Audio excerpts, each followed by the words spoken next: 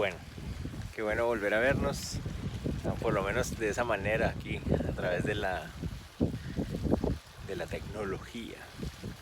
Continuamos ahorita con nuestro devocional, Primera Timoteo capítulo 3, y llegamos al final de todas estas características que Pablo le ha dado a Timoteo, que deben verse reflejadas en el corazón de un hombre que ha sido llamado a ser pastor. Recordemos que aunque el texto los llama ahí obispo, en la Reina Valera 60 se refiere al oficio de un pastor, de uno que está encargado de velar por el bienestar de la iglesia local.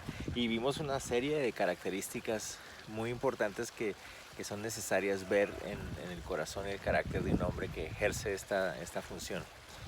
Y llegamos al final, en el versículo 7. Dice que también es necesario. Y solo quiero hacerles notar que él inició en el versículo 2 diciéndonos que como la obra es una buena obra, es necesario que el pastor reflejara ciertas características. Y aquí dice, y también es necesario. Es decir, como que esto es parte, tal vez va a la par, va junto a las anteriores características, pero es igual de importante. Y es el testimonio con los de afuera, porque todas las otras características están muy enfocadas acerca de lo que la iglesia puede ver en su pastor, pero aquí llega al final hablándonos acerca de que también es necesario que haya un buen testimonio para con los de afuera, para con los que no son en la iglesia o los que no son parte de la iglesia. La palabra testimonio se refiere otra vez a las evidencias, es necesario que haya evidencias. Yo creo que una de las cosas más tristes que nosotros podemos ver es en nuestro mundo hoy, en nuestros países, aquí en Guatemala lo veo mucho y da mucha tristeza, es ver a muchas personas que se hacen llamar cristianos, que son creyentes en Cristo o eso profesan ser, uh, van a las iglesias y hablan el idioma cristiano, pero realmente sus testimonios con los vecinos y con las personas que les rodean no son buenos, no son testimonios de Jesús, no reflejan a Jesús, no dan evidencias de que Jesús vive en ellos. Vemos cristianos que en sus propios trabajos son irresponsables, dicen que van a hacer algo y no lo hacen, cumplen con sus tareas, mienten, uh, tratan mal a sus familias, mientras dicen ir a la iglesia cada domingo, se puede ver en sus hogares que no reina Cristo. Y esa es una de las cosas que más daño hace a la iglesia. Y mucho peor cuando la persona que da mal ejemplo es el pastor. Esa es una de las cosas más tristes. Eso hace gran daño, hace mucho daño a la iglesia. Cuando las personas ven hombres que se hacen llamar pastores, pero son mentirosos y tratan mal a sus esposas, a sus hijos. Uh, Nada hace daño tal vez como esa clase de testimonios en nuestro mundo, cuando las personas dicen, sí, yo conozco un pastor, pero y cuentan tantas historias que son súper tristes y traen tanta vergüenza. Noten ustedes que el texto dice, para que no caiga en descrédito, y esa palabra descrédito se refiere para que no vaya a caer en burla y en vergüenza.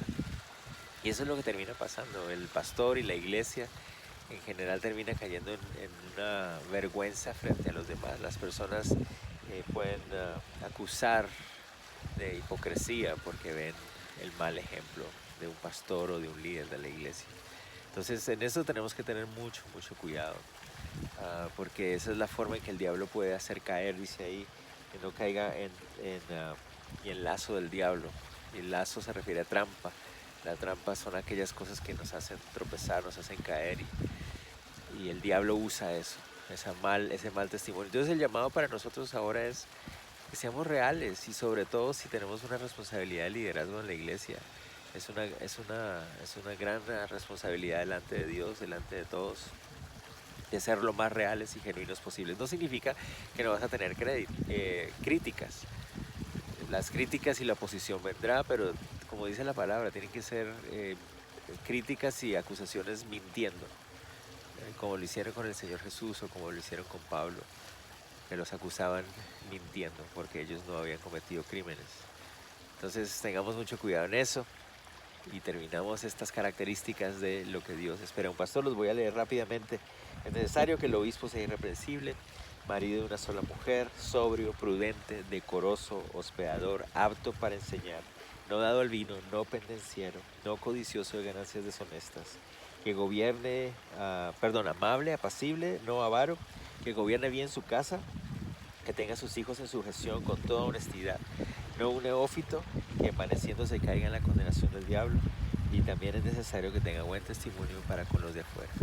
Esas son las características de un hombre que has llamado a ejercer el ministerio del pastorado.